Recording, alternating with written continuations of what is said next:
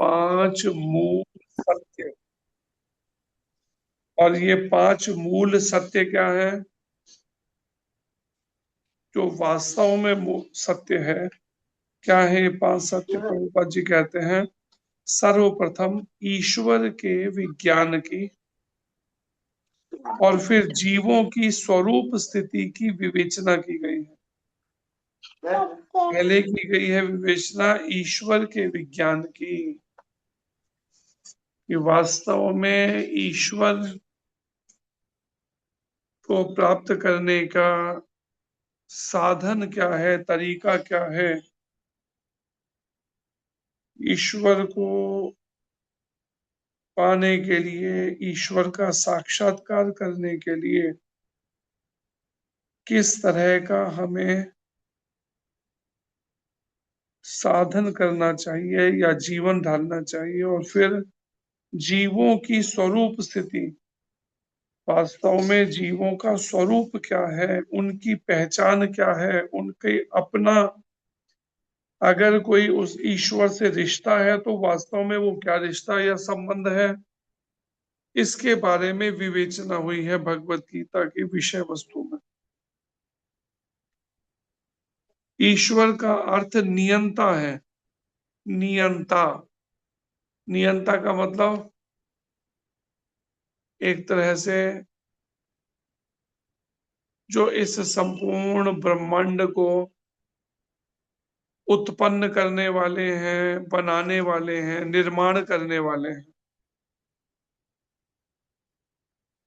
और जीवों का अर्थ है नियंत्रित,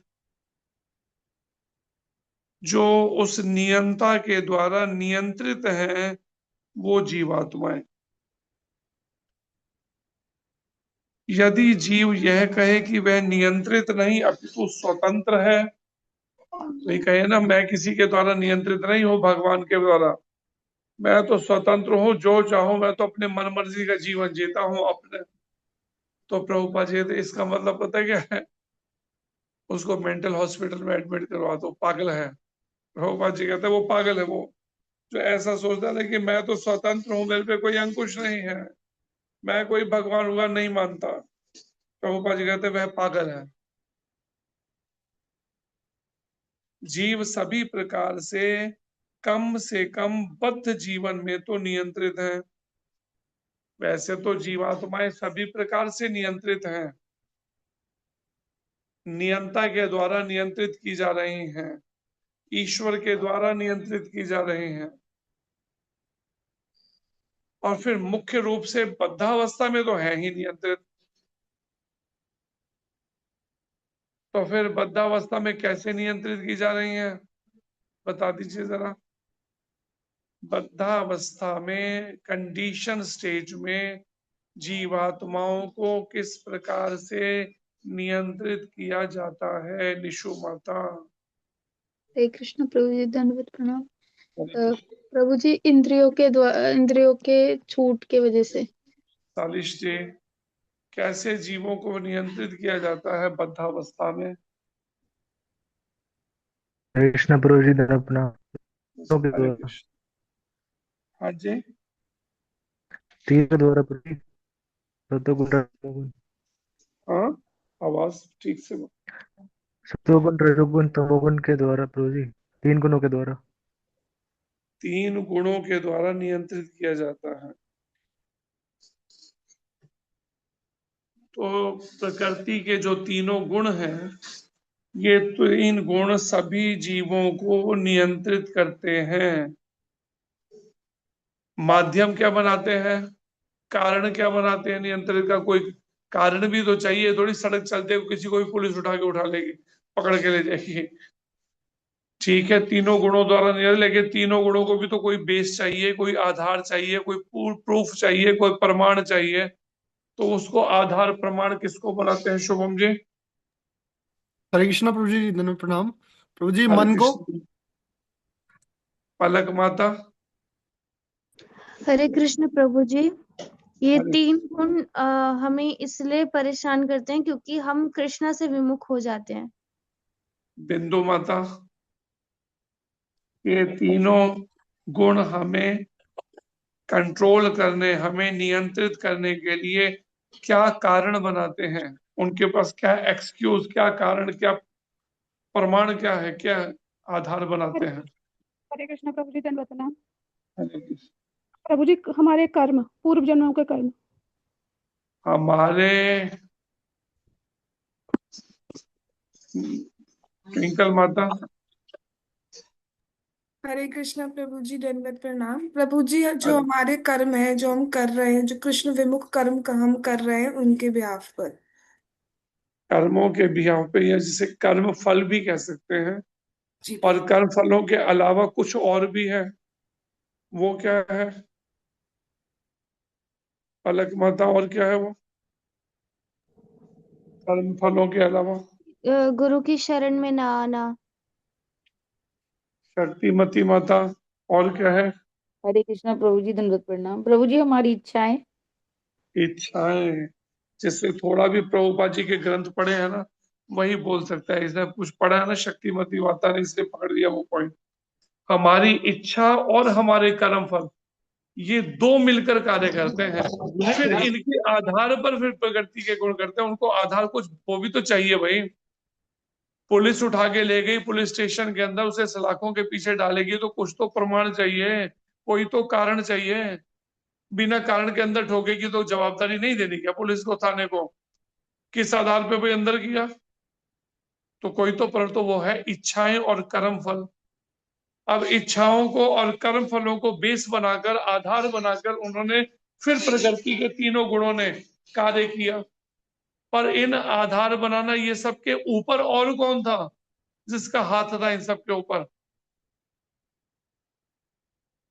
इन सबके ऊपर कौन था चीफ? इनका लीडर कौन ऊपर, मतलब मुख्य कौन, मुखिया कौन बना हुआ था? नीलम माता। हरे कृष्णा प्रभु जी, दंडवत प्रणाम। जी, प्रभु जी, हमारा मन। सर्वमंगला माता।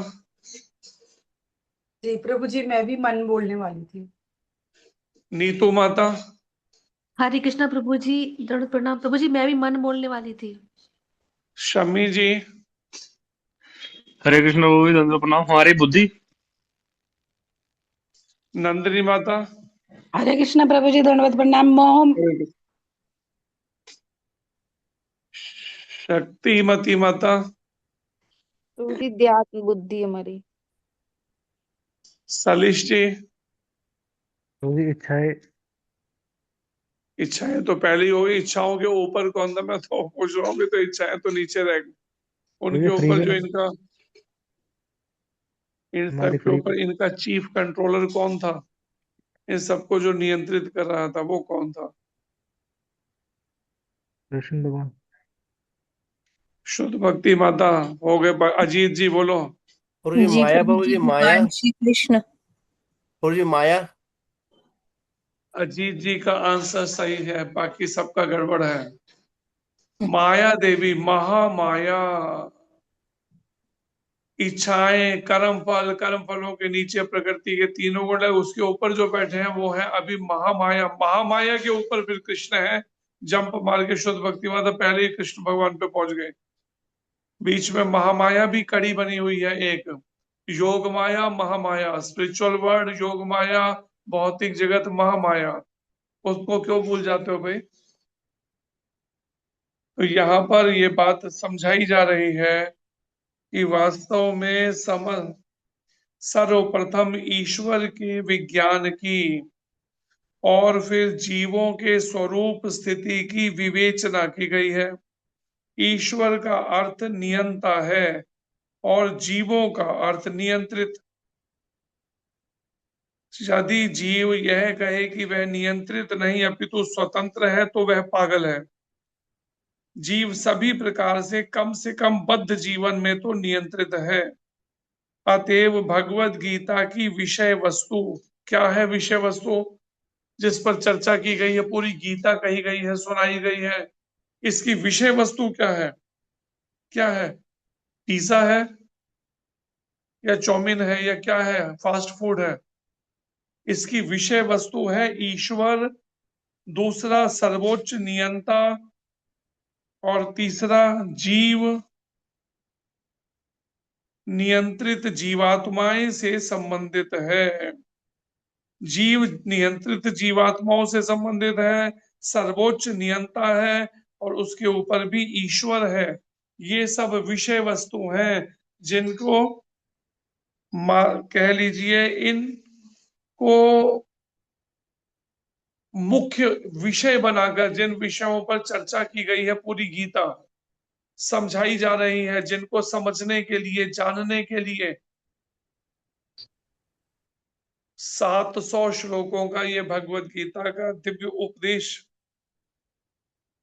इन सबसे संबंधित है, ईश्वर से, सर्वोच्च नियंता से, जीव और विशेषकर वो जीव जो नियंत्रित है, जीवात्माएं, इन सबसे संबंधित विषय पे चर्चा है ये भगवत गीता में।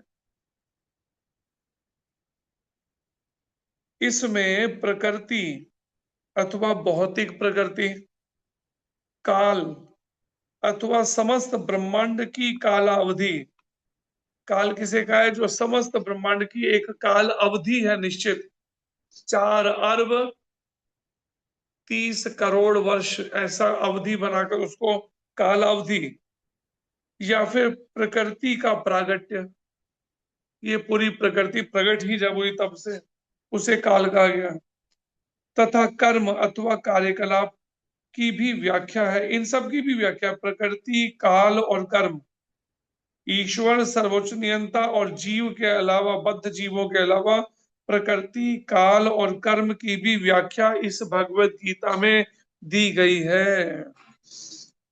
इन सब विषय वस्तुओं को समझने के लिए भगवान कृष्ण अर्जुन को समझा रहे हैं, अर्जुन को माध्यम बना के संसार के जीवों को बता रहे हैं कि इस विज्ञान को, इस साइंस को जब तक नहीं समझा तब तक जन्म मृत्यु जरा व्याधि दुख दोषानुदर्शनम, तब तक ये साइकिल चलता रहेगा। हाँ, बंद नहीं होगा, नॉन स्टॉप चलेगा ये साइकिल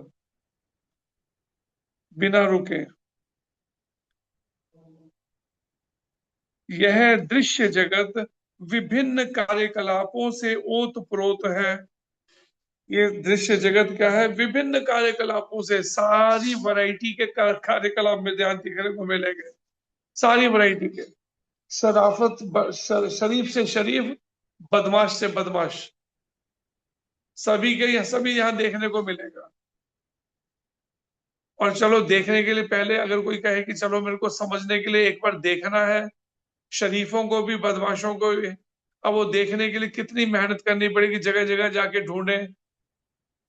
लेकिन भगवान ने चिंता मत करो, यहीं घर बैठे ही तुम्हें दिखा देते, सोशल मीडिया को ऑन कर लो, कहीं यूट्यूब, फेसबुक, इंस्टाग्राम पे चले जाओ, वहीं पे सारा का सारा कचरा मिल जाएगा, सारी वैरायटी मिल जाएगी अच्छाई और बुराई की। इसलिए जगह जगह जाके मेहनत भी नहीं करनी पड़ेगी। हाँ, बस इतना करना पड़ेगा, देखने के लिए एक एक्स्ट्रा स्पेक्स लगानी पड़ जाएगी, चश्मा, आंखें खराब करने के लिए अपने, जिसमें कितनी एनर्जी। एक बच्चा आया, आर्मी का परिवार आया मिलने के लिए, उसके बेटे की आंखें ही आधी खुलती हैं। मैं देख रहा हूं, आंखें ही नहीं खुल रही। क्यों नहीं खुल रही? मैंने पूछा, इतना अधिक मोबाइल देखता है। उसकी बहन कहती है, प्रभु जी क्या बताऊं मैं आपको इसके बारे में, मोबाइल को ऐसे देखता है घुस के कि मतलब उसके पास कहीं किसी ने बम ब्लास्ट भी कर दे तो वो तब तक जब तो उससे चिथड़े ना उड़े ना, वो देखे मोबाइल से ध्यान नहीं हटाएगा, इतना पक्का। और बहन ही बता रही है, उसकी बड़ी बहन मेरे को ये सारी डिटेल कह रही है, ऐसी है इसकी हालत, पास से कुछ हो जाए, सारा माल ही घर का उठा के ले जाए, लेकिन ये मोबाइल से ध्यान नहीं हटाएगा, आंखें नहीं हिलाने वाला, कुछ नहीं पता इसे क्या हो रहा है घर के अंदर, इतना खोया हुआ। कितने साल का बच्चा? ज्यादा नहीं, केवल 13-14 साल का बच्चा। आधी आंखें खुलती है, आधी, इतनी जरा सी खुलती आंखें, इतना स्ट्रेन से उसने वो करा है। सोचो, ज्यादा दिन नहीं है ब्लाइंड होने में, ऐसी तेजी से वो कर रहा है अपनी आंखों को बर्बाद। समझाया तो था, उसके बाद देखो भगवान जाने कोई परिवर्तन उसमें आए नहीं। 1.5-2 घंटे उसको बैठा के रात के 11 बज गए सब चर्चा में। प्रभुपाद जी कहते हैं, सारे जीव भिन्न भिन्न कार्यों में लगे हुए हैं, भिन्न भिन्न कार्यों में सारे जीव लगे हुए हैं। भगवत गीता से हमें अवश्य सीखना चाहिए क्या सीखना चाहिए कि ईश्वर क्या है, जीव क्या है। ईश्वर क्या है, जीव क्या है, प्रकृति क्या है, दृश्य जगत क्या है, यह काल द्वारा किस प्रकार नियंत्रित किया जाता है, और जीवों के कार्यकलाप क्या है। सोचिए, सारे विषय यहाँ पर सीखने वाले हैं भगवत गीता से हम। ईश्वर क्या है, पहला सबसे पहला सीखना। ईश्वर है क्या, उसको पहले जानना। फिर जीव क्या है, ये शरीरों के अंदर कहते हैं हम जीवात्मा रहते हैं, जीवात्मा, ये आखिर जीव है क्या। फिर ये प्रकृति, नेचर क्या है। फिर दृश्य जगत, ये दृश्य जगत क्या है, जो प्रकृति को माध्यम बना के दृश्य जगत प्रकट होता है, कुछ समय रहता है और उसके बाद में दोबारा से विनष्ट हो जाता है। फिर काल के द्वारा ये सब नियंत्रित कैसे हो रहा है, काल के द्वारा क्या तरीका बांधा गया काल के द्वारा नियंत्रित होने का।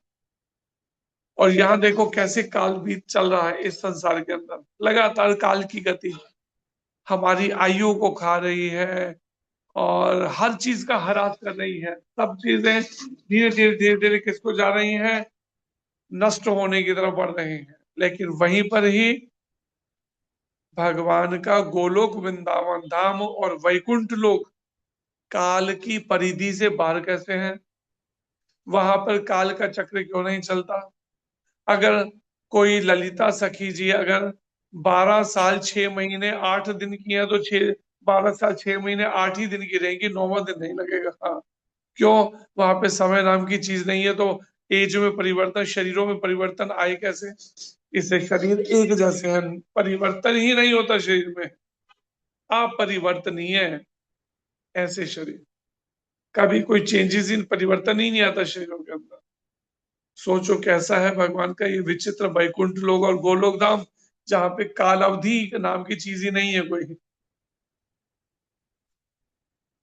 और फिर प्रभुपाद जी कहते हैं भगवत गीता के इन 5 मूलभूत विषयों में से, किन 5 मूलभूत, ईश्वर क्या है, जीव क्या है, प्रकृति क्या है, दृश्य जगत क्या है, और काल के द्वारा किस प्रकार नियंत्रित हो रहा है, और जीवों के कार्यकलाप क्या है। ये जीव जो तरह तरह के कार्यकलाप करते हैं, ये कार्यकलाप वास्तव में क्या है, इसके बारे में भी जानकारी। भगवत गीता के इन 5 मूलभूत विषयों में से इसकी स्थापना की गई है कि भगवान अथवा कृष्ण, भगवान कौन है, कृष्ण, अथवा ब्रह्म या परमात्मा, कृष्ण कह लो, ब्रह्म कह लो, परमात्मा कह लो, अलग अलग एक ही भगवान के ये 3 अलग अलग उनको समझने के लिए अलग अलग 3 सोपान कह लीजिए, स्तर कह लीजिए हैं, अवस्थाएं कह लीजिए, 3 अलग अलग अवस्थाओं में इन्हें समझा जाना जा सकता है। भगवान को किन 3 अवस्थाओं में, कृष्ण, ब्रह्म, परमात्मा, अथवा परम नियंता, जो इस सब का परम नियंता है, वास्तव में जो इसका नियंता है, आप जो चाहे कह लें सबसे श्रेष्ठ है। जो भी का चाहे कह लें, जो चाहे का मतलब चाहे आप उसे कृष्ण कह लें, चाहे ब्रह्म कह लें, या फिर परमात्मा ही कह लें। एक बार शुरू तो करें, उनको मानना। जीव गुण में परम नियंता के ही समान है, जीव गुणों में परम नियंता भगवान के ही समान है। उदाहरणार्थ जैसा कि भगवत गीता के विभिन्न अध्यायों में बताया जाएगा। भौतिक भगवान भौतिक प्रकृति के समस्त कार्यों के ऊपर नियंत्रण रखते हैं। भगवान भौतिक प्रकृति के समस्त कार्यों के ऊपर, सोचिए, समस्त कार्यों के ऊपर भगवान नियंत्रण रखते हैं इस भौतिक प्रकृति के। कोई भी भगवान की इच्छा के विरुद्ध नहीं जाता। भगवान से बचकर कोई भी ऐसा कार्य नहीं हो सके है। सोचो क्या कला है भगवान के पास में, और हम उस कला को ठोकर मारकर हम क्या कर रहे हैं, हम अपने अलग ही तरीके से जानना समझना चाहते हैं इस विषयों को अपने तरीके से। लेकिन भौतिक प्रकृति के समस्त निर्देशन में कार्य करती है भौतिक प्रकृति। जैसा कि भगवान कृष्ण कहते हैं, मया अध्यक्षेण प्रकृति सूयते सराचरम, सूयते सचराचरम। भौतिक प्रकृति मेरे निर्देशन में कार्य करती है। भगवान श्री कृष्ण कहते हैं ये भौतिक प्रकृति अर्थात महामाया मेरे निर्देशन में कार्य करती है। जैसा कि भगवान श्री कृष्ण कहते हैं, मया अध्यक्षेण प्रकृति सूयते सचराचरम। भौतिक प्रकृति मेरे निर्देशन में कार्य करती है। जब हम दृश्य जगत में आश्चर्यजनक घटनाएं घटते देखते हैं, आश्चर्यजनक घटनाएं घटते देखते हैं जब हम दृश्य जगत में, तो हमें यह जानना चाहिए कि इस दृश्य जगत के पीछे एक नियंता है। बिना नियंत्रण के किसी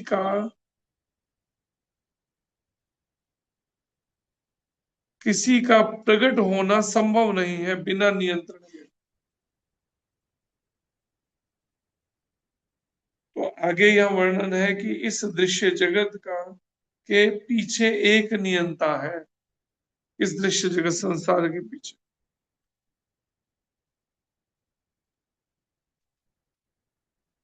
बिना नियंत्रण के किसी का प्रकट होना संभव नहीं।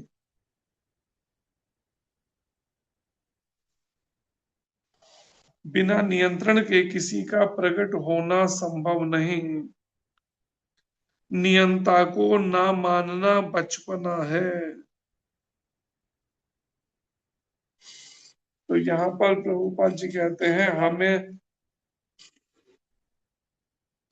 नियंत्रण में तो रहना ही पड़ेगा, किसी ना किसी के, या पत्नी के या पति के या बच्चों के या माता पिता के या भाई के या बहन के या फिर अन्य ही कुछ संबंधों के।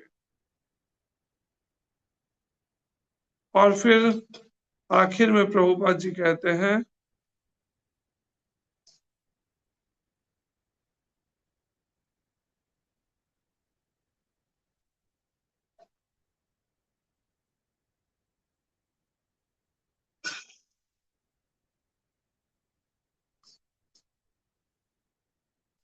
उदाहरण देते हुए एक, अगर कोई नियंता को नहीं मानता, संपूर्ण प्रकृति सृष्टि को उत्पन्न करने वाले ईश्वर को नहीं मानता, तो ये एक तरह से उसका बचपना है। प्रभुपाद जी कहते हैं उदाहरण, एक बालक सोच सकता है बच्चा कि स्वतोचालित यान विचित्र होता है, क्योंकि यह बिना घोड़े के या खींचने वाले पशु से चलता है। अपने आप स्वचालित जो है एरोप्लेन जब चलने लगता है, हवाई जहाज, तो बच्चा बड़ा आश्चर्यचकित होता है। प्रभुपाद जी कहते कई बार वो सोचते हैं इसके आगे घोड़े भी नहीं लगे हुए और कोई जानवर भी नहीं बांधेंगे, फिर ये चल कैसे रहा है। किसी अभिज्ञ व्यक्ति स्वतोचालित यान की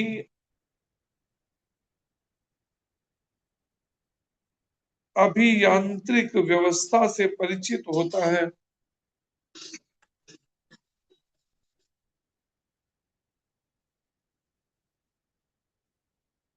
जैसे उससे संबंधित व्यक्ति है ना, हवाई जहाज से, एरोप्लेन से।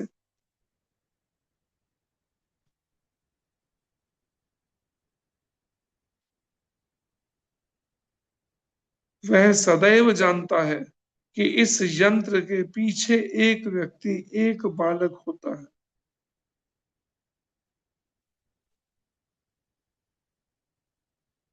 कि इस यंत्र के पीछे एक व्यक्ति, एक चालक होता है। ये बात बच्चा भले ना समझ पाता हो, वो सोचे देखो ऑटोमेटिक अपने आप ही ये चले चली जा रही है कार, ये अपने आप को चले जा रहा है, लेकिन वो केवल बचपने की बुद्धि है। लेकिन जिसको ज्ञान है वो व्यक्ति धोखा नहीं करता इस बात को लेकर। वो जानता है कि इस यंत्र के पीछे एक व्यक्ति, एक चालक होता है, तभी चल रहे यंत्र। इसी प्रकार परमेश्वर वह चालक है जिसके निर्देशन में सब कार्य हो रहा है, जिसके निर्देशन में सब कार्य हो रहा है। और परमेश्वर वह चालक है जिसके निर्देशन में, जिसको गुरु महाराज भी कहते हैं ना, मेरा आपकी कृपा से सब काम हो रहा है, करते हो तुम कन्हैया मेरा नाम हो रहा है। तो यहाँ पर यही बात प्रभुपाद जी भी कह रहे हैं कि परमेश्वर ही वह चालक है जिसके निर्देशन में सब काम हो रहा है। सारी सृष्टि भी चल रही है, समस्त जीवनों का उत्पत्ति, पालन, संहार सब चल रहा है, लेकिन पीछे कौन है? एक कुशल चालक परमेश्वर।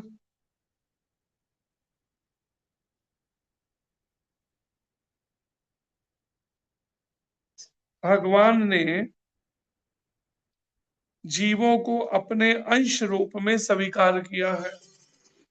भगवान ने जीवों को अपने अंश रूप में स्वीकार किया है, जैसा कि हम अगले अध्यायों में देखेंगे। ममे वंशो जीवलोके जीव भूता सनातन। भगवान कहते हैं ममे वंशो, ये मेरी अंश है जीवात्माएं। जीव भूता, इस संसार को जीव जगत भी कहते हैं, जीव भूत। और सनातन है, सदा रहने वाली है।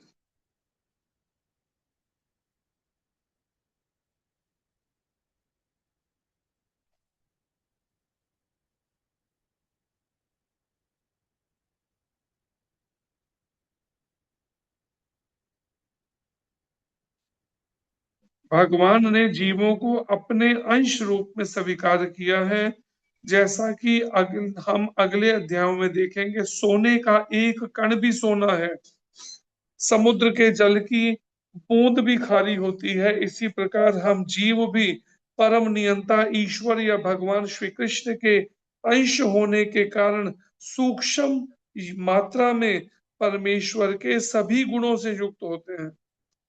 परमेश्वर में जो गुण है, सारे गुण मनुष्यों में भी होते हैं, लेकिन किस मात्रा में? बिल्कुल कणिका जैसे होते हैं ना, बिल्कुल उतना।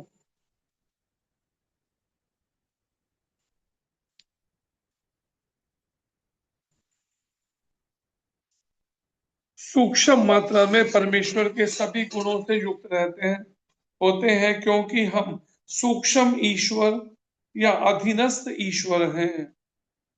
कह लीजिए सूक्ष्म ईश्वर कह लीजिए, चाहे अधीनस्थ ईश्वर कह लीजिए कि हम अधीन हैं, पर मालूम नहीं अधीन है का। हम प्रकृति पर नियंत्रण करने का प्रयास कर रहे हैं, बार बार प्रयास कर रहे हैं प्रकृति पर नियंत्रण करने का। जैसे कि वर्तमान में हम अंतरिक्ष या ग्रहों को वश में करना चाहते हैं।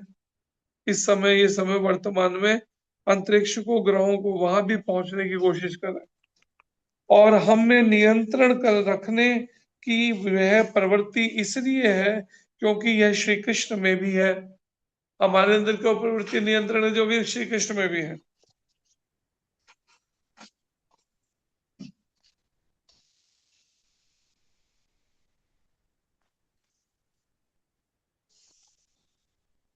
और यद्यपि हम में भौतिक प्रकृति पर प्रभुत्व जमाने की प्रवृत्ति होती है,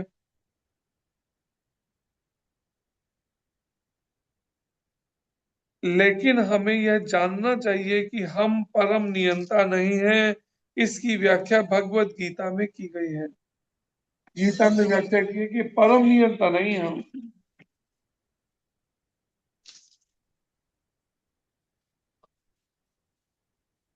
इस बात को समझते हुए कि जब हम परम नियंता तो भगवान है, ईश्वर है, भगवान श्री कृष्ण, हम परम नियंता नहीं है, तो परिणाम में इसकी व्याख्या भगवत गीता में भी की गई है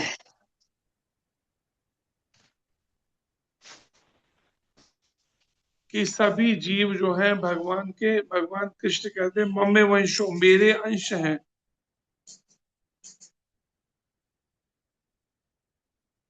और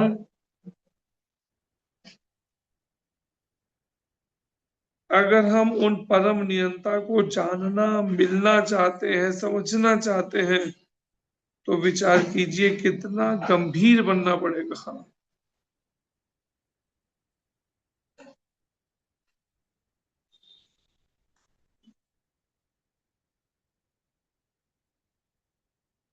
इस बातों को सबको विचार कर समझिए, इस बात पर मनन कीजिए, प्रभुपाद जी की इस शिक्षा पर, कि किस प्रकार से भगवान कृपा करके खुद ही सारी सेवाएं निभा रहे हैं, कोई और साथ दे ना दे, कैसे परम नियंता के रूप में सारे विश्व भर में केवल उन्हीं का ही गुणगान हो रहा है।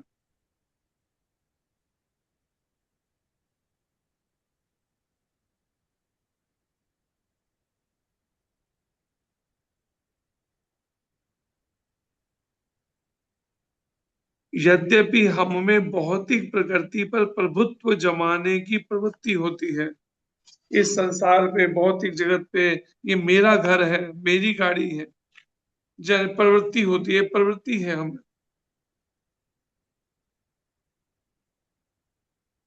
भौतिक प्रकृति पर प्रभुत्व जताने की जो हमारी प्रवृत्ति है, प्रभुपाद जी कहते, लेकिन हमें यह जानना चाहिए कि हम परम नियंता नहीं है, और इसी का लाभ उठाकर क्या कर रहे हैं,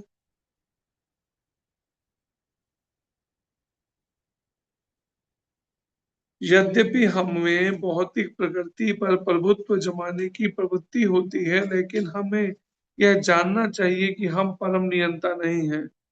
इसकी व्याख्या भगवत गीता में की गई है।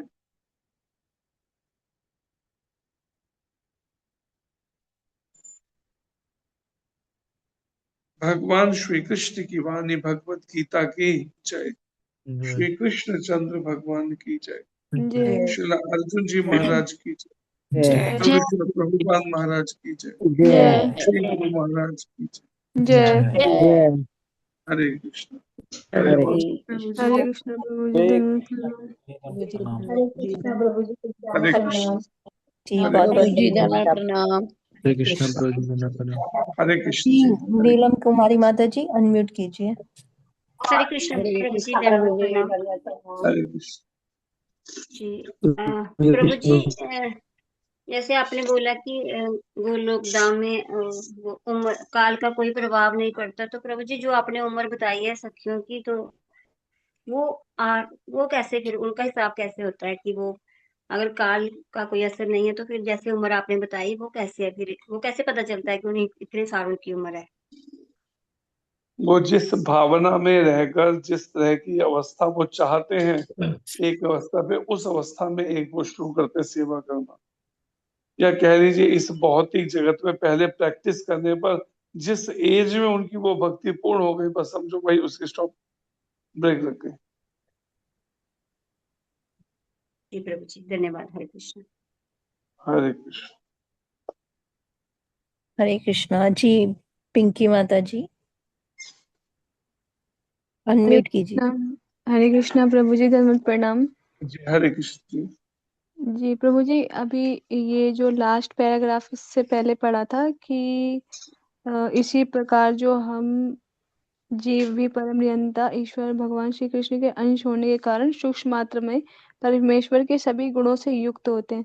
तो प्रभु जी जो सभी जो लोग हैं सभी के पास कुछ ना कुछ जो होता है मतलब एक गॉड गिफ्ट होता है। जैसे कोई अच्छा नृत्य करता है, कोई गान करता है, कोई बहुत इंटेलिजेंट होता है, कोई चित्रकार होता है। तो मतलब हर सारे गुण जो भगवान के हैं वो एक पर्टिकुलर इंसान में सभी नहीं है, कुछ कुछ एक दो होते हैं। प्रभु जी इस प्रकार से होता है जो ये यहाँ पे लिखा है।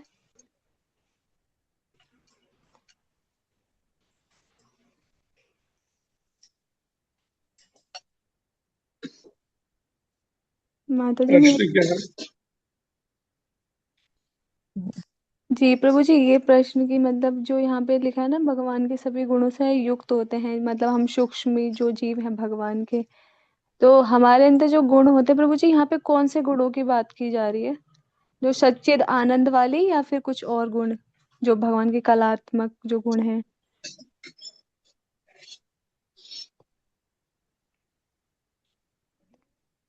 भगवत गीता में ऐसे ही कुछ गुणों का वर्णन है, 64 या कुछ ऐसे 64 गुणों का, 64 गुणों का वर्णन है। भगवान कृष्ण में भी है, राधा रानी के भी गुणों का वर्णन है, अलग अलग वर्णन। उन्हीं में से कुछ गुण हैं जिनका वर्णन है भगवत गीता के 13वें अध्याय के 8, 9, 10 और 11वें श्लोक में। जिन 20 बातों का वर्णन है, विनम्रता, दम्भहीनता, अहिंसा, सहिष्णुता, सरलता,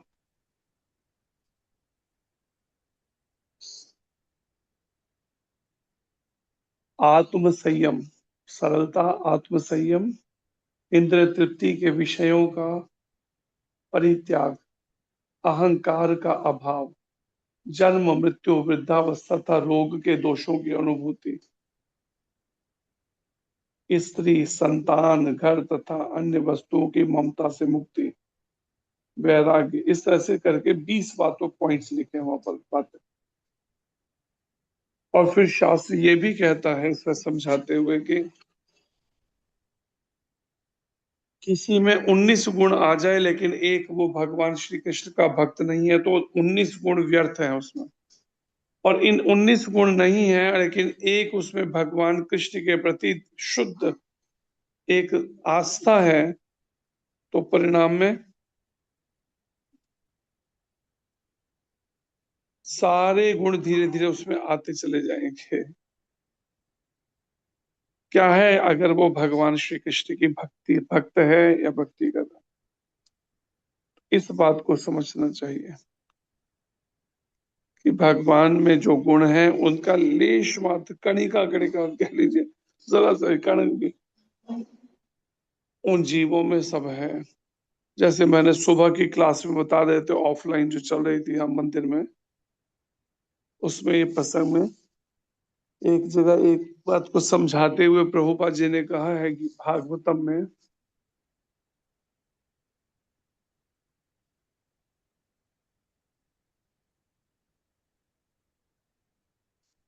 और इन सब, अगर कोई हृदय में किसी के भगवान श्री कृष्ण की भक्ति जाग जाए तो बाकी सारे गुण धीरे धीरे उसमें आ जाएंगे। इस तरह के गुणों का ही वर्णन भगवान श्री कृष्ण के 64 जो गुण हैं उनका वर्णन भक्ति रसामृत सिंधु में है। हरे कृष्ण। जी बहुत बहुत धन्यवाद प्रभु जी। हरे कृष्णा, दंड प्रणाम। हरे कृष्ण प्रभु जी। हरे कृष्णा जी। अजीत प्रभु जी अनम्यूट कीजिए। प्रभु जी हरे कृष्ण, दोनों प्रणाम। हरे कृष्ण प्रभु जी जी। ये बद्ध जीवन को में कुछ अंतर है क्या? बद्ध जीव और बद्ध जीवन उसी जीव का जो बद्धावस्था है वही बद्ध जीवन कहलाती है। एक ही उसके दो समानांतर पहलू हैं, एक जैसे पहलू हैं, एक तरह से कह लीजिए। जीव की बद्धावस्था और जीव का बद्ध जीवन, बंधा हुआ। अंतर नहीं है कोई बंधा विशेष, हुआ। एक तरह से समांतर अर्थ है उसका। हरे कृष्ण। तो मुझे जी बद्धावस्था क्या होती है? मतलब कि वही जो अनकंडीशनल सोल। वृद्धावस्था होती है कि जब कोई जीव अपने मोह आसक्ति के कारण से जन्म मृत्यु जरा व्याधि के चक्र में बंधा हुआ है।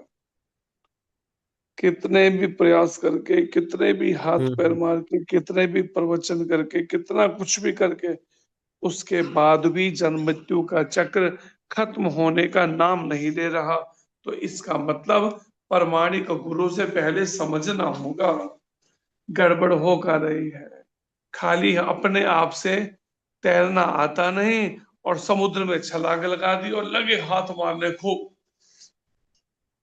इससे बच नहीं जाएंगे। अच्छे से अच्छा तैराक भी नहीं बच सकता समुद्र में गिरने के बाद बीच में मत। लेकिन वहीं पर ही कोई ऊपर से हाथ डाल के उसको खींच ले, ऊपर उठा ले, तो ही निकल सकता, और वो है केवल ईश्वर भगवान। लेकिन भगवान भी कब कृपा करते हैं? जब जीव के ऊपर भगवान के शुद्ध भक्त, या तो उनकी कृपा होती है शुद्ध भक्तों की, तब कहीं बचने की उम्मीद जाग पाती है। नहीं तो फिर अलग से कोई पुरुषार्थ करके, कभी अहंकार तो कभी कुछ वो सब करते हुए। हरे कृष्ण। हरे कृष्णा जी। पलक माता जी अनम्यूट कीजिए। हरे कृष्ण प्रभु जी, सादर प्रणाम। सभी भक्तों के हरे चरणों कृष्ण। में सादर प्रणाम। प्रभु जी, हरे मुझे पूछना था, जैसे कि आपने बताया कि भगवान के जो गुण होते हैं वो हम में आते हैं, तो जो हमारे अवगुण होते हैं वो कहाँ से आते हैं? जो भगवान से आते हैं, अवगुण कह रहे हैं, या फिर कह लीजिए अविद्या, अज्ञान या पाप, बुराई, वो भी भगवान से ही आती है। तो ऐसा बताया है इसमें कि जो पाप है उसका जन्म कहाँ से, वो पाप कहाँ से है? भगवान की बैक, पीठ से। इसलिए कुछ ऐसे भी हैं साधु जो भगवान के मंदिर की परिक्रमा नहीं करते, कहते हम पीछे नहीं जाएंगे, पीछे पाप रहता है भगवान भगवान की पीठ में, इसलिए वो परिक्रमा ही नहीं करते कभी भगवान के मंदिर में जाकर। केवल दर्शन करेंगे, प्रणाम करेंगे, महाराज की परिक्रमा नहीं करेंगे। पीछे जाएंगे तो पाप पकड़ देगा उनको, ऐसा उनको। लेकिन वहीं पर ही हमारे जो प्रभुपाद जी ने जो उत्तर बताया, क्या किया गुरु पूजा के समय, प्रभुपाद जी साथ रहते हैं और करताल मृदंग लेके नाचते हुए परिक्रमा करते हैं। अब जबकि नाचते हुए कोई परिक्रमा कर रहा होगा तो इतनी हिम्मत है कि पाप नजदीक आ सके उसके।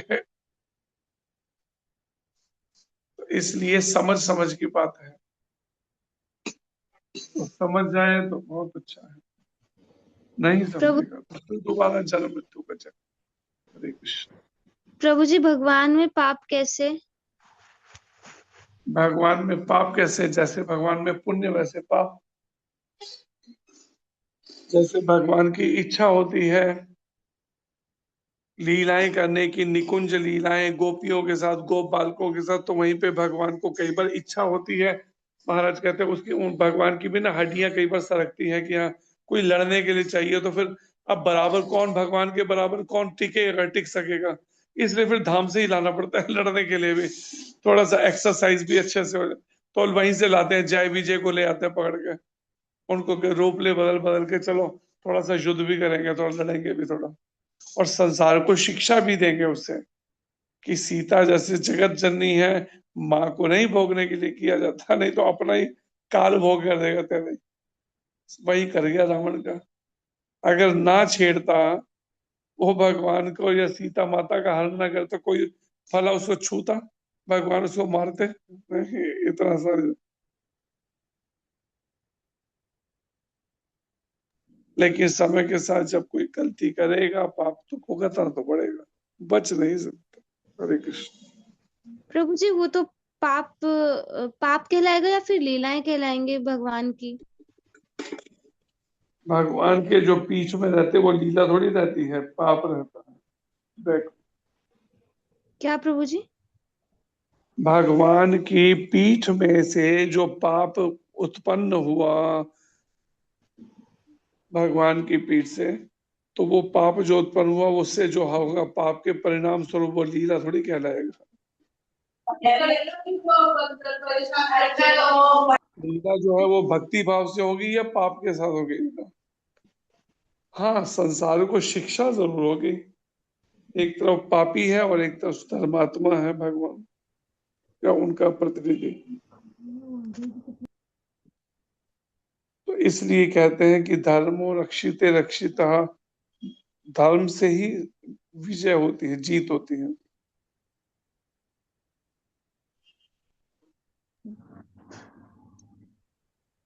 जी मधु प्रभु माता जी अनम्यूट कीजिए। हरे कृष्णा प्रभु जी, दंडवत प्रणाम। अच्छा, हरे कृष्ण। एक्चुअली प्रभु जी, मैं आपके साथ एक इंसिडेंट शेयर करना चाहती हूँ। प्लीज मुझे सही मार्गदर्शन दीजिए। प्रभु जी, आज ना एक कुत्ते ने ना एक गौ माता को मतलब बुरी तरह उन पे अटैक किया था। तो मुझे उनको बचाने के लिए उस कुत्ते पे बुरी तरह अटैक करना पड़ा। तो अब मुझे कहीं ना कहीं ऐसा लग रहा है कि मैंने उस पे अटैक करके मतलब खुद को मतलब मैं अपराधी मान रही हूँ। तो इस सिचुएशन में मुझे क्या करना चाहिए था? नाम जप करना चाहिए। उसके अंदर आपके मन की नासमझी है जो ऐसा मान रहे हैं, इसलिए नाम जप से ठीक हो जाएगी। जब वो गौ माता पे अटैक कर रहा है और आप उसकी गौ माता की रक्षा के लिए करें तो उसमें ये सोच आनी ही नहीं चाहिए। अ, प्रभु जी, पर मुझे कहीं ना कहीं ऐसा लग रहा है ना, क्योंकि उस कुत्ते का स्वभाव है कि काटना। तो फिर मुझे उस पे ऐसे बुरी तरह अटैक नहीं करना चाहिए था, क्योंकि कुत्ते उस का कुत्ते स्वभाव काटना नहीं है, कुत्ते का स्वभाव भौंकना है। काटना तो उसकी बदमाशी है, उसका स्वभाव भौंकना है। आप उसको काटना नहीं, उसकी बदमाशी है काटना।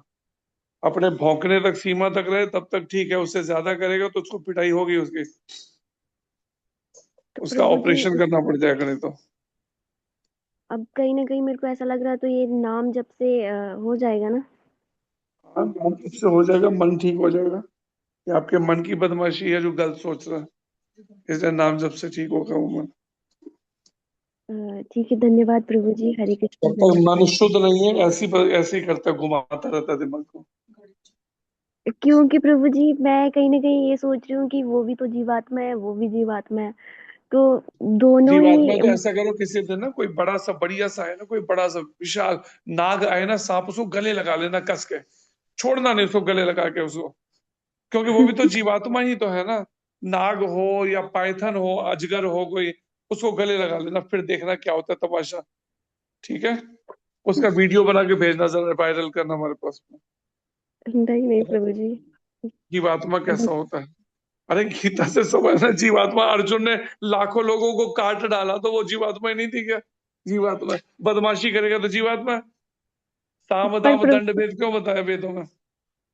हमारी तो अभी देहात्म बुद्धि है ना, तो हम ये डिसाइड ही नहीं कर पाते हैं कि क्या वो तो मतलब नहीं सही कर है क्या पाते, नहीं। इसलिए तो गुरु है, इसीलिए तो गीता है, इसीलिए तो जी भगवत गीता और गुरु के माध्यम से इसी को तो सीखना समझना है ना, फिर अपनी उस पर अड़े नहीं रहना अपने ब्लॉकेज पे दिमाग के। जी जी जी उसी को तो प्रभु जी। सीखना समझना है। ये मन का जी अधूरा ज्ञान है, जैसे अर्जुन का अधूरा ज्ञान था, मैं युद्ध नहीं करूंगा, युद्ध नहीं जी करूंगा मैं। क्या करेगा? भिक्षा मांग के जीवन काट लूंगा। उन्होंने बक, बदमाश, क्यों क्यों करेगा? उसी ने डांट लगाई कस के। अशोच्यान अनुशोचस्तम प्रज्ञावादांश भाष्य गतासून नानु शौचंती पंडिता। भगवान बातें तो बड़ी करता तू पंडितों जैसी, और इस समय जो बातें ये पंडितों वाली बातें हैं।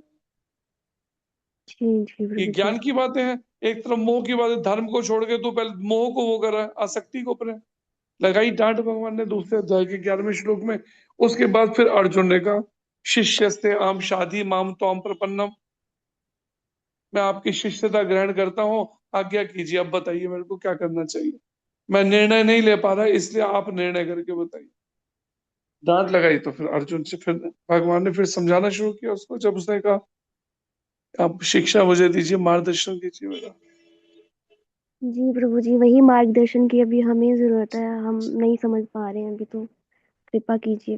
ये समझिए, वो कुत्ता जो है उसका स्वभाव भौंकना तक तो सीमित है, ठीक है, भौंकने पे हम ना, लेकिन अगर वो काटने पे आएगा फिर तो अपना आत्म रक्षा तो करनी होगी ना। और फिर गौ माता है, माँ है, तो माँ की रक्षा जी नहीं जी करेंगे? ये बढ़िया। अपनी हो तो आपको कुत्ता काटने है तो अपनी रक्षा करोगे, लेकिन माँ को काटे तो कोई बात नहीं, माँ को काट ले, मेरे को नहीं काटना। मेरे को काटेगा तो पिटाई करोगे, लेकिन माँ को काट ले जितना काटना। ये क्या मतलब हुआ नहीं भाई? नहीं नहीं प्रभु जी, उसी के लिए ना फिर मैंने उस पे मतलब बुरी तरह, अब पता नहीं उस कुत्ते की क्या हालत होगी, मैंने तो देखा भी नहीं, उसकी भी मैंने बुरी तरह पिटाई कर दी ना, फिर वो मेरे को उसने समझ भी तो नहीं बुरी आया। तरह से काटने के लिए अटैक किया था। जिस तरह का अटैक किया उसी तरह की पिटाई भी तो चाहिए थी उसको। अगर आराम वही से करता आराम से पिटता, अगर ज्यादा किया तो ज्यादा पिटाई खानी पड़ेगी उसको, बुरी वही तरह ना, से। फिर वो छोड़ ही नहीं रहा था, तो फिर मैंने भी देखा ही नहीं, मैंने भी हाथ में डंडा आया ठीक और उसकी पिटाई कर दी। ठीक है, उसका इलाज ऑपरेशन कर दिया। आगे आगे से सोचेगा वो पहले 10 बार काटने से पहले गौ माता को। वहां झगड़ा है। वही। हाँ, हरे हरे कृष्ण कृष्णा। प्रभु। जी बिंदु माता जी अनम्यूट कीजिए। हरे कृष्णा प्रभु जी, धन्यवाद प्रणाम। हरे कृष्ण। प्रभु जी, मुझे मेरे शरीर की चाची सास है, हमारे घर के साथ ही रहते हैं, तो वो अभी डेथ बेड पे है। तो कल रात को मैं गई थी उनका ऐसे हालत देखने गई थी, तो 15 दिन पहले तो पहचान रही थी, लेकिन अब आज की डेट में वो पहचान भी नहीं रही हैं। बस दिमाग उनका चलता है थोड़ा आधा अधूरा, बट वो पहचानती नहीं है। तो मैंने उनकी बहू को बोला कि आप ना इनको तुलसी गंगा जल वगैरह देते रहो टाइम टू टाइम, और साथ में ना इनको नीचे कोई 2 गद्दे डाल के तो नीचे ज़मीन दे दो इनको, क्योंकि जैसे इनकी हालत बिगड़ती जा रही है, तो ये कोई पता नहीं होता कि कब सांस छोड़ दें। तो वो कह रहे हैं कि नहीं, वो एक्चुअली शुक्राना गुरुजी से मतलब वो मानते हैं उनको। तो वो कहते हैं मैं नहीं करूँगी, मैं ज़मीन पे नहीं मतलब उनका बिस्तर डालूंगी। अगर कोई घर में कोई रिश्तेदार इनको देखने आ गए तो वो बोलेंगे कि इनके मरने का वेट कर रही है, या कुछ ऐसे पहले से ही तैयारियां शुरू हो गई। तो फिर मैंने ये भी बोला, मैं कहा चलो तुलसी वगैरह पिला दो उनको, इनको गले में तुलसी माला डाल दो। तो वो भी कहते कि कुछ मतलब मैं कहती मैं ऐसा कुछ नहीं कर सकती, हम ना शुक्राना गुरु जी को मानते हैं। तो मैंने गुरु जी के आगे माथा टेका हुआ है कि जो भी इनके साथ करना होगा अच्छा ही करना, तो मैं अपनी तरफ से कोई बुद्धि नहीं लगाऊंगी, कुछ नहीं लगाऊंगी। तो मतलब मैं उनको छोटी छोटी गाइडेंस दे रही हूँ, बट वो मान नहीं रहा, तो वो मेरे आगे वो तिल तिल जा रहे हैं। और जो जैसा कि हम लोगों ने सुना है, देखा है, तो वो उनको वैसा कुछ भी माहौल नहीं मिल रहा। तो मुझे ऐसे और साथ में वो पता क्या, और जो अपने इनके ग्रुप के जो रिश्तेदार है ना, जो शुक्राना गुरु जी को ही मानते हैं, तो उनको फ़ोन करके बुलाते हैं, आओ इनको देखो क्या करना चाहिए। जबकि मैं इनको जो इनका राइट वे में बता रही हूँ वो नहीं सुनते, तो अलग से ही अपना। तो मुझे समझ नहीं आ रहा इस कंडीशन में मुझे क्या करना चाहिए, क्योंकि वो जीव आत्मा कल को उसकी सदगति नहीं होगी, कुछ भी होगा, तो मैं हर्ट हो रही हूँ इस चीज़ के लिए, मुझे क्या करना चाहिए। हरे कृष्ण महामंत्र सुनाना चाहिए, वो सुना सकते हैं। अगर और कुछ नहीं, महामंत्र तो मुंह से बोल के सुना ही सकते हैं। जी उनको अपना जो कर रहे हैं वो कर रहे हैं, नहीं सुनते तो आप अपना वो महामंत्र सुनाए जा सकते हैं उसको। तो मैंने उनको बोला कि इनका अगर बेड पे सांस निकल गई तो नारायण बलि करानी पड़ेगी। तो कहते कोई बात नहीं, जो वो राधा स्वामी वाले लोग हैं वो तो स्पेशली बेड पे लिटाते हैं और वो सत्संग करके तो उनको विदा कर देते हैं। मतलब उस हर चीज़ का कोई ना कोई उनके पास है, रीजन कारण हाँ, है तो कि मतलब। ऐसे व्यक्ति की मदद करनी, जब वो लेना ही नहीं चाहते कोई, आप जबरदस्ती मदद करने का वो करेंगे, तो आपकी वो है नासमझी या आसक्ति है अपनी। अब आसक्ति नहीं, सामने हाँ वाला चाह ही नहीं रहा मदद देना, आप कैसे मदद किसी का करेंगे? जी, एक एक बार तो मैंने समझाया, फिर तभी मैंने आपसे पूछा कि अगर मैं अपनी तरफ से कुछ भी हिडन वे में अगर कुछ कर सकती हूँ तो ऐसा क्या करूँ कि वो जीवात्मा को भी मिल जाए, क्योंकि हाँ, आने वाले टाइम। महामंत्र का जप कर सकते हैं, नरसिंह भगवान की आरती कर सकते हैं, और उनके वो पास बैठ मंत्र का जाप कर सकते हैं। उनके पास बैठ के कि अपने घर में करके उनको समर्पित करूँ। उनके पास बैठ के भी कर सकते हैं, अपने घर बैठ के भी कर सकते हैं, जैसा परिस्थिति है उसके अनुसार। कृष्णाय वासुदेवाय हरे परमात्मने प्रणत क्लेश नाशाय गोविंदाय नमो नमः, इस मंत्र का भी करके उनको दे सकते हैं। और पास बैठ के कानों में डालते हुए खड़ा होके किया जाए भी, वो भी तरीका कर सकते हैं। जी प्रभु जी। हरे जी, कृष्ण। हरे कृष्ण। हरे हरे कृष्णा। जी मुख्तार प्रभु जी अनम्यूट कीजिए। हरे कृष्णा प्रभु जी, दंडवत प्रणाम। जी हरे कृष्ण। प्रभु जी, जैसे आपने बताया कि हमारे अंदर वो गुण होते हैं जो 19 गुण के आसपास आपने अब जो बताया वो होते हैं, लेकिन एक गुण जो अगर वो ना हो तो वो सब व्यर्थ है। जैसे कि आपने बताया था 1-2 दिन पहले कि हमें भक्ति के उस रूप को पहचानने के लिए आपको सरल और तो जैसे रामा भक्त का आपने उदाहरण बताया। तो प्रभु जी, हमने हमारे अंदर सारे गुण तो हैं, लेकिन वो सरलता नहीं है। कई बार मैं भक्तों के साथ में खड़े होते हैं तो हम देखते हैं वो अपना अपना दिमाग चलाते हैं, थोड़ा तेजी चलाते हैं, ऐसा नहीं ऐसा कर लो, ऐसा नहीं, लेकिन सरलता मेरे को नजर नहीं आती। तो प्रभु जी, हम क्या मतलब ऐसा क्या करें कि वो सरलता हमारे अंदर भी आए, कि हमें भी भगवान की प्राप्ति हो? तो वो थोड़ा सा मार्गदर्शन करिए। वो सरलता जब 6 महीने के थे, 1 साल के, तब ठीक है, तब भी नहीं थे। प्रभु जी, नहीं, वो तो धीरे धीरे जब भक्ति में आए हैं तो तो हमारे को इसका मतलब धीरे धीरे बस वो जो जो चीज तो संग मिला, अपने जो प्रिंट थे सो तो थे, लेकिन और जब अनुकूल वातावरण मिला तब वो हुए ना, विकसित होते चले गए और बढ़ते गए। तो इसलिए संग दोष और उन सबसे बचते हुए फिर करना पड़ेगा। जैसे दूषित और सरलता के लिए, हृदय की शुद्धि के लिए फिर वो सब करने पड़ेंगे। आचरण, अपना खान पान, रहन सहन, कार्यकलापों, इन सबको ठीक करना पड़ेगा। कृष्ण कृष्ण भावना से भावित करना पड़ेगा, और फिर निरंतर हरि नाम करना पड़ेगा, प्रार्थनाएं करते हुए।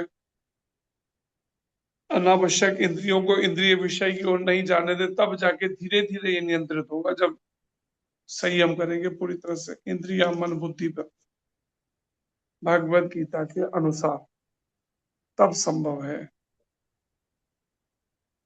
हरे कृष्ण। हरे कृष्ण प्रभु जी, हरे कृष्ण। दंडवत प्रणाम।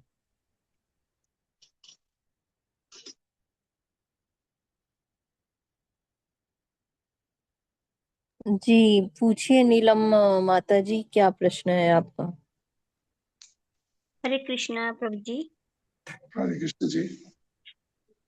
प्रभु जी, जब आपने बात करी परिक्रमा की, तो कई बार हमने देखा है कुछ लोग ऐसा करते हैं, जब मंदिर में परिक्रमा करते हैं तो वो बैक साइड से ना वो उनको नाक रगड़ते हैं, मत्था टेकते हैं, तो वो क्या वो सही है या गलत है?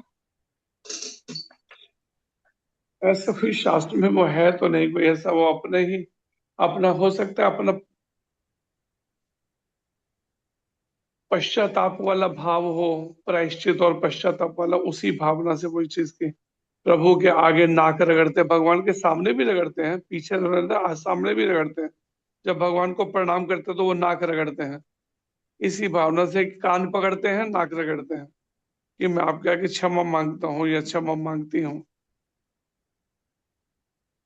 जिससे फिर आगे प्रभु जी, सामने अधिक तो से। जी, पीछे देखती हूँ मैं, पीछे वो आप बोल रहे हो कि पाप होते हैं, तो क्या पीछे जाना नहीं चाहिए? ऐसे तो वो ऐसे माथा टेकते हैं, तो वो गलत है या मतलब गलत है या सही है वो, ये पूछना था।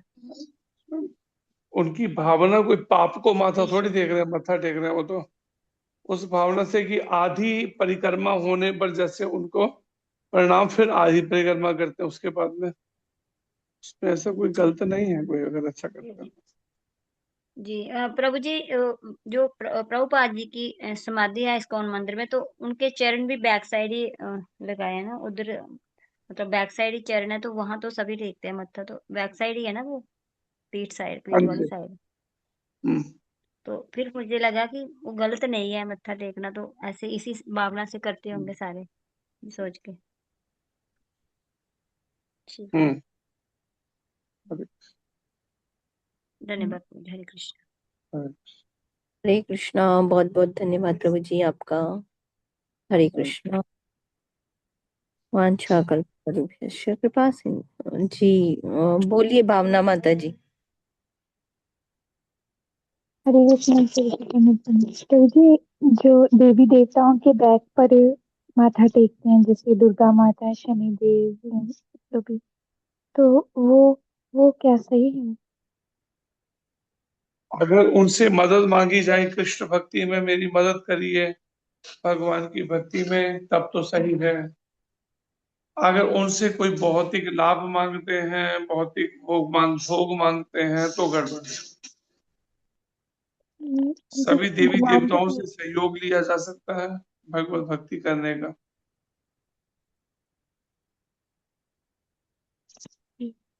जैसे भगवान की पीठ पे तो माया होती है, माया देवी, तो ऐसे देवी देवताओं के बैक पे। शब्द पूरा साफ नहीं है, कोई सुन के बताइए। प्रभु जी वो कह रहे हैं भगवान की पीठ पे तो माया देवी होती है, तो देवी देवताओं की पीठ पे क्या होता है? देवी देव नहीं, देवी देवताओं की पीठ की थोड़ी बात हो रही है, वो तो केवल भगवान की हो रही है ना, देवी देवता थोड़ी। देवी हाँ देवता तो लेकिन वो तो अंडर कंट्रोल है ना, वो तो वो वो वही पूछ रहे स्वतंत्र नहीं हैं है ना। हम्म उनकी उनकी पीठ पे भी माथा टेकना ठीक है, ठीक है। लोग किस कामना अपनी भौतिक इच्छाओं की पूर्ति के लिए कर रहे हैं, मत्थे टेक रहे हैं देवी देवताओं को।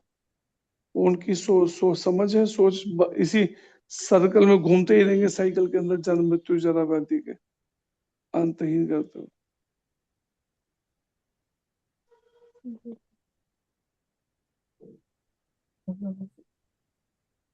हरे धन्यवाद कृष्ण। प्रभु जी, मैं समझती हरे कृष्ण।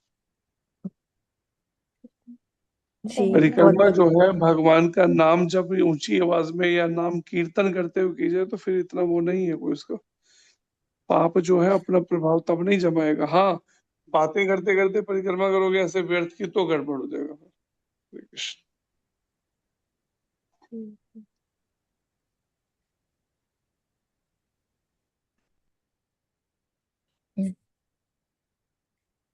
जी जी पूछिए पलक माता जी, क्या प्रश्न है आपका? हरे कृष्ण प्रभु जी, एक और प्रश्न था, जैसे कि जब हम प्रणाम करते हैं तो हम टेढ़े होके प्रणाम करते हैं, बट जैसे हमारे पहले वाले टेम्पल में था ना कि जब हम भगवान को प्रणाम करते थे तो पीछे नरसिंह भगवान की भी का भी फ्रेम है, तो उनकी तरफ पैर होता था। तो क्या ये सही सही माना जाएगा, क्योंकि ऐसे निगराद्री होती है नरसिंह भगवान की? भगवान या भगवान के शुद्ध भक्तों की तरफ पैर करके प्रणाम कभी नहीं करना चाहिए।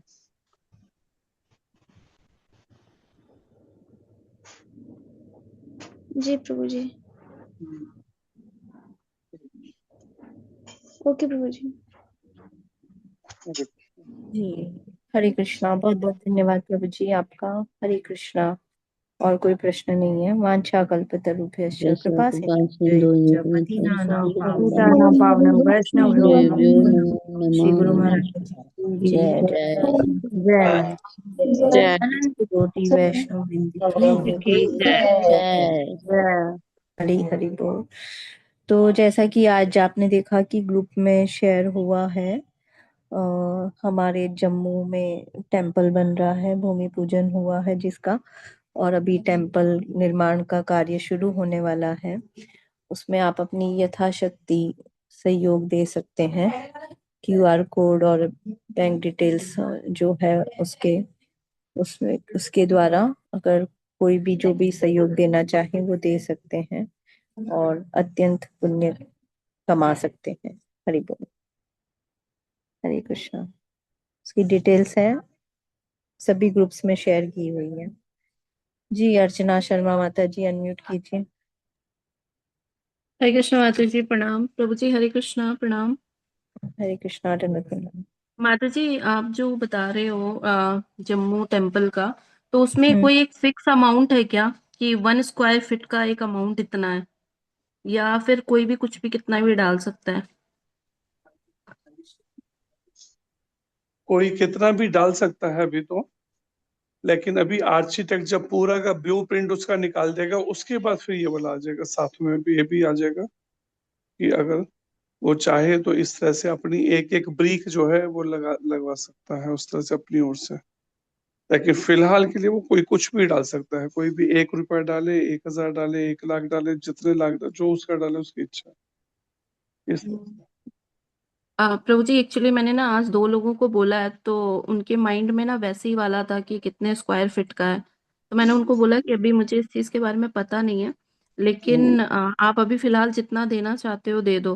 वो कह रहे थे नाम, एक्चुअली वो लोग बनिए है ना, तो बिजनेस है, तो वो ये सोचते हैं कि नाम वाम हो जाएगा। तभी मैं पूछ रही थी कि या तो फिर उनको अभी मैं बोलूँ रुक जाओ आप, या फिर क्या करूं प्रभु जी, उनको बोल दूं कर दो ऐसे ही कुछ भी। हाँ, कुछ भी बोल सकते, रुकने को मत कहिए। रुकने को तो आपको पता ही है, माया देवी बैठी है ना, वो कहती है मन बदलना तो मेरे को बड़े अच्छे से आता है, कब किसके मन में, मन के अंदर उसका वो अश्रद्धा जगा दो भगवान के प्रति एक पल में। ठीक है इसलिए ठीक है, मैं भगवान ने अपना करना होगा, वो कुछ ना कुछ तो हम प्रेरणा करते रहे, या तो बिना प्रेरणा के भी चल पड़ता है काम। एक माता जी जी पता नहीं कहाँ से घूमती घामती आ गई मंदिर में, पहली बार आ गई मंदिर के अंदर। पुजारी जी ने पता नहीं कुछ कहा होगा, हमारे पुजारी ने उसको, कि ऐसे ऐसे हम कुछ मंदिर निर्माण कर रहे हैं। या फिर मंदिर निर्माण भी नहीं कहा उसने, वो अपने आप से घर से, वो कहती मैं उनसे जुड़ी हुई हूँ, वो मेरे गुरु जी, मैं उन्हीं को मानती हूँ, प्रेमानंद महाराज जी को। तो मैं सोचा वृंदावन में वहां पे कुछ पैसा भिजवाने के लिए, फिर आया वृंदावन का, जब यही मंदिर है तो फिर यहीं दे देती हूँ, वृंदावन भेजना बात तो एक ही है। ये कह के आई और 45,000 रुपए पकड़ा के चली गई, कहते मंदिर में लगा देना। तो मतलब वो भगवान ने, ये हमारी ही सोच है, हमें लगता है हमें कुछ बनाना है, भगवान कहते करना तो मैंने, तुम बेमतलब के तुम्हें कैड मिले चले जा रहा है, और कर मैं रहा हूँ सब कर रहा हूँ। कहते ना करते हो तुम कन्हैया, मेरा नाम हो रहा है।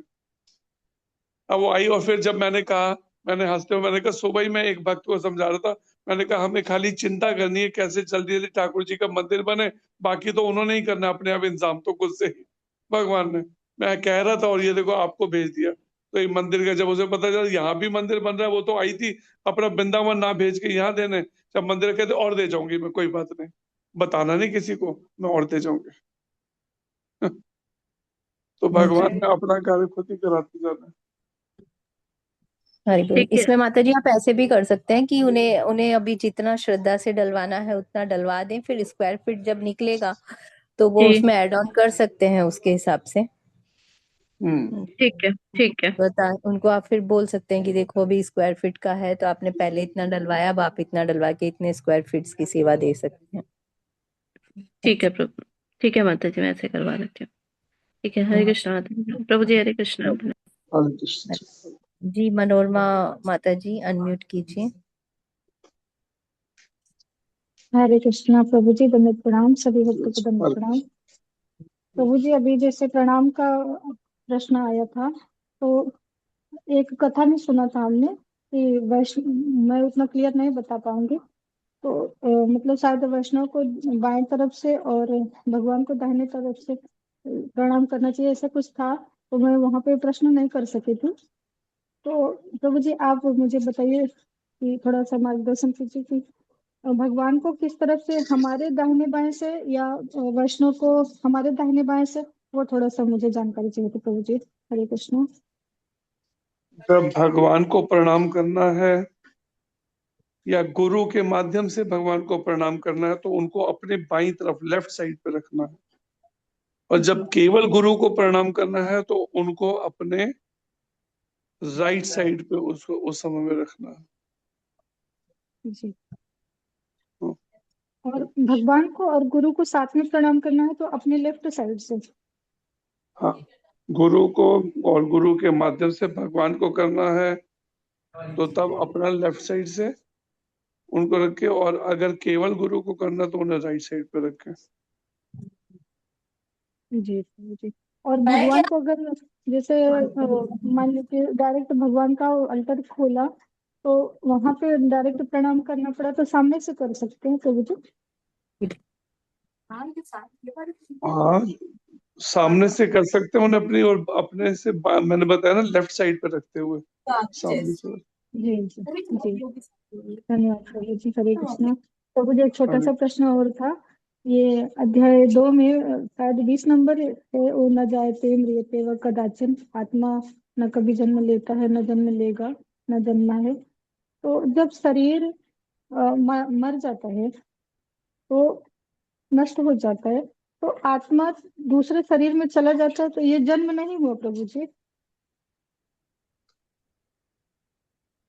नहीं, शरीर जब नष्ट हो जाता तो अपने अगर भक्ति पूर्ण नहीं की है या अपने पिछले कुछ कर्मों की कमाई अभी भी साथ चल रही है पाप और पुण्य की, तो उस आधार पे अगला जन्म तो लेना पड़ेगा ना। ये प्रश्न क्या है इसमें आपका?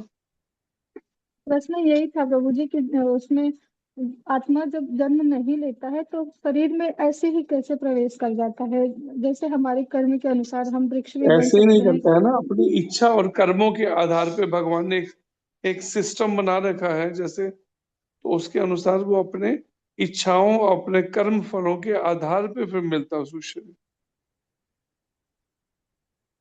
तो फिर वही आत्मा हमें जो शरीर मिलता है, चाहे कीट पतंग का मिले या मनुष्य का मिले या किसी जानवर का, तो उसमें प्रवेश कर जाता है। उसको जन्म नहीं बोलते प्रभु जी। दोबारा बोलो, हरे लास्ट वर्ड में। मतलब जैसे जन्म लेता है आत्मा, शरीर जब दूसरा हमको मिलेगा तो हमारा जो आत्मा है वो हमारे कर्म के अनुसार हमें जो भी जन्म मिलता है, वो चाहे इंसान का हो, मनुष्य का, या फिर कीट पतंगे का या जानवर का, या हम जैसे वृक्ष, यानी किसी भी अगर हमें जो जन्म मिला हमारे कर्म के अनुसार, तो वो आत्मा उसमें प्रवेश कर जाता है, तो उसको जन्म लेना नहीं बोलते हैं। ये प्रश्न था प्रभु जी। जन्म लेना ही बोलते हैं उसको, और क्या बोलेंगे? किसी भी शायद मैं शरीर में समझा नहीं होगा पा तो रही जन्म प्रभु है जी। उसका, 84 लाख योनियों में जिसमें भी जाएगा उसका जन्म ही है। जी। पर आत्मा का जन्म नहीं है ना, वो तो उसको शरीर मिला है ना। उस आत्मा शरीर का मिला जन्म थोड़ी, आत्मा तो एक जैसा ही है ना, भगवान की तरह शाश्वत है, सदा रहने वाला। उसका शरीर का जन्म परिवर्तन होता है, लेकिन उसको सामान्यतः बोलने में कह देते हैं हाँ इसका जन्म हो गया, इसकी मृत्यु हो गई, लेकिन वो शरीरों के ही जन्म और मृत्यु कह सकते हैं। आत्मा का तो एक जैसा रहता है ना, शाश्वत। उसका ना का जन्म है ना मृत्यु आत्मा की। जन्म तो शरीर का हुआ है ना, आत्मा ने तो खाली जी प्रवेश किया है। भगवान ने एक जो तरीका या सिस्टम या प्रोसेस बनाया उसके अनुसार अपनी इच्छा और कर्म फलों के आधार पे आत्मा ने तो उसमें प्रवेश किया है शरीर में। आत्मा ने शरीर में प्रवेश किया है, फिर वो मतलब जन्म नहीं लेता है। जन्म जो है वो शरीर लेता है, आत्मा कभी जन्म नहीं लेता है। जैसे भगवान जी कभी जन्म नहीं लेते, ऐसे आत्मा भी कभी जन्म नहीं लेता। जी प्रभु जी। हम्म। हमारे कर्म के अनुसार जो हमें जन्म मिलता है उसमें आत्मा हमारी प्रवेश कर जाती है। उसका जन्म नहीं होता, वो निरंतर शाश्वत और नित्य निरंतर शाश्वत और रहती शाश्वत है, एक जैसी रहती है, उसमें कोई परिवर्तन नहीं होता। आत्मा में एक जैसी रहती है सदा। जैसे जी परमात्मा एक जैसे रहते हैं, ऐसे जीवात्मा भी एक जैसी रहती है। लेकिन हाँ, अपनी इच्छा और अपने कर्म फलों के आधार पे शरीर बदलती रहती है बार बार। जी प्रभु जी। यही आज ही पढ़ा मैंने वो तात्पर्य, तो कई बार पढ़ा समझ में नहीं आया, तो फिर अभी अचानक याद आया तो मैंने सोचा पूछती हूँ। हरे कृष्ण प्रभु जी, बहुत अच्छा। अरे और मेरा ये बहुत बड़ा सौभाग्य है प्रभु जी कि अभी अभी इसमें भगवत गीता इस क्लास में चालू हुई है, और मेरा बहुत मतलब मन था कि पहले अध्याय से मुझे मिले भगवत गीता, क्योंकि समझ में नहीं आती ना, मेरा अभी नया नया सब कुछ है, मुझे शास्त्र नहीं समझ में आते हैं। ये तो जैसे प्रभुपाद जी की कृपा ही हो गई थी, ये सत्र मुझे भेज दिया कि गुरु महाराज ने कि चलो यहाँ पे शुरू है भगवत गीता और श्रवण करो। हरि बोल। बहुत बहुत धन्यवाद आप सभी भक्तों का, आपका भी। अरे बस मुझे भी प्रभु जी आशीर्वाद दीजिए कि मैं शास्त्र समझ पाऊँ, आप सबकी वाणी शुद्ध भक्तों की, और आप सबका संग बना रहे। आज सुबह की मंगला आरती भी मैंने 1 हफ्ते के बाद ज्वाइन की। महाराज जी का प्रवचन सुन के भी मैं बहुत धन्य हुई। मुझे तो रोना ही आ गया था, लगा कि जैसे सब छूट रहा था 1 हफ्ते से, लेकिन बहुत अच्छे से फिर खुद ही आंख अचानक खुली, जैसे लगा मैं सोई नहीं हूँ, मेरी नींद पूरी हो गई है। फिर कोई जैसे उठा के बैठा दिया और मैंने ज्वाइन किया, तो इतना सुंदर सत्र चल रहा था।